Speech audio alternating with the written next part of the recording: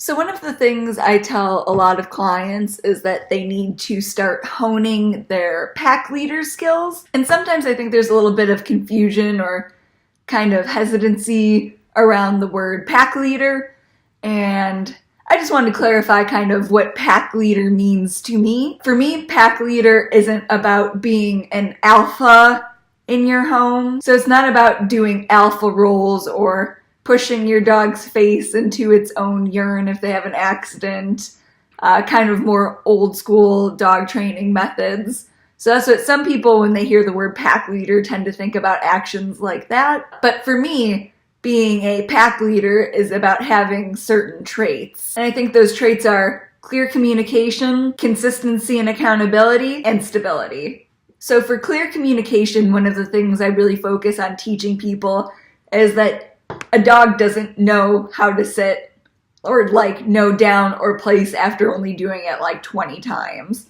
I think there's an approximation out there that a dog doesn't really know the command. They haven't internalized it until somewhere between 2,000 to 4,000 repetitions. And that doesn't mean that they won't partially get it or get it in certain scenarios, but they might not get it in others. So I'm helping people to clearly communicate with their dog. I do a ton of repetitions. And that means starting in your house without a lot of distractions, moving outside to your backyard, doing this in public places without a ton of people, doing it in public places with a lot of people, and just kind of building up and up and up and keeping your dog practicing these commands so that they understand that you really mean lay down and stay down until you say break or let's go, wherever you are.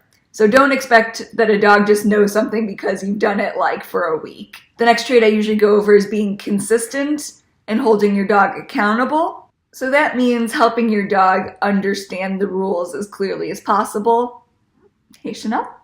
So you shouldn't really let certain things slide just because you don't feel like nagging after your dog that day. You know, if they're getting up out of place when guests come over every time and you're just like, oh, I'll take care of that later. You're not being very consistent with your dog, which will in turn confuse them. And they'll think that different rules apply at different times. And this is especially if you get upset when they don't respect boundaries later on because you haven't been being consistent and holding them accountable. And the last trait I really think is important to being a pack leader in your house is being stable, as in emotionally stable. A lot of people will get really frustrated with their dog, and it's an understandable emotion. You're allowed to feel frustration, but I don't want you to take it out on your dog, especially in training.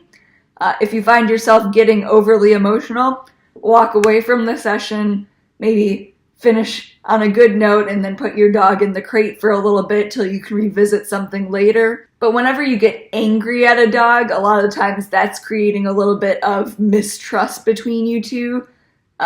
Any sort of correction with a dog should never be, no, don't do that. It should be a calm, just nope, very matter of fact, and a correction.